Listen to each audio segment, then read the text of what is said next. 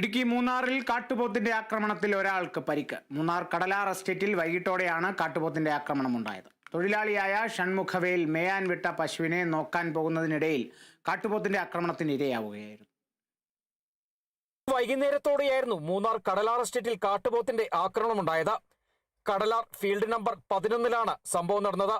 പ്രദേശവാസിയായ ഷൺമുഖവേലിനാണ് പരിക്ക് സംഭവിച്ചത്. രാവിലെ മേയാൻ വിട്ട പശുവിനെ നോക്കാൻ വൈകുന്നേരം പോകുന്നതിനിടയിൽ ഷൺമുഖവേൽ കാട്ടുപോത്തിന്റെ മുമ്പിൽപ്പെടുകയായിരുന്നു. കാട്ടുപോത്ത് ഷൺമുഖവേലിനെ ദൂരേക്ക് തട്ടിയെറിഞ്ഞ ശേഷം ആക്രമിക്കുകയായിരുന്നു. പോത്തിന്റെ ചവിട്ടേറ്റ ഇയാളുടെ അടിവയറിന് ഗുരുതര പരിക്കു സംഭവിച്ചു. ഷൺമുഖവേൽ ബഹളമുണ്ടാക്കിയതോടെ കാട്ടുപോത്ത് പിൻവാങ്ങി. തുടർന്ന് ഷൺമുഖവേൽ തന്റെ സഹോദരനെ ഫോണിൽ വിളിച്ച് വിവരമറിയിച്ചു. அனுப்பி விட்டுட்டு ரெண்டாவது மாடு லஞ்சுக்குள்ளே மாடை பத்தணும் போகும்போது காட்டு மாடு தூக்கி இவனை கீழே போட்டுச்சு. கீழே போட்டு இவன் சவுண்டு போட்டு மேலே ஏறி மிதிக்கிட்டு இவனை விட்டு ஓடி போச்சு. அந்த நேரம் 3:39 மணி அளவில் எனக்கு ஃபோன் பண்ணான். ஃபோன் பண்ணி என்ன இடம் தெரியாமல் நானும் ஓடி தவிச்சு கடைசியில் இந்த இடத்துல இருக்கேன், என்னால் நடக்க முடியலன்னு சொல்லணும்.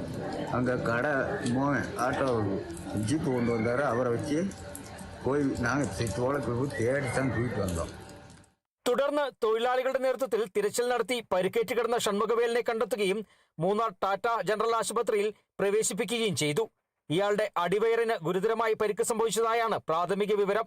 വനവകുപ്പ് സ്ഥലത്തെത്തി മേൽനടപടികൾ സ്വീകരിച്ചിട്ടുണ്ട്. Kerala vision news, Idukki.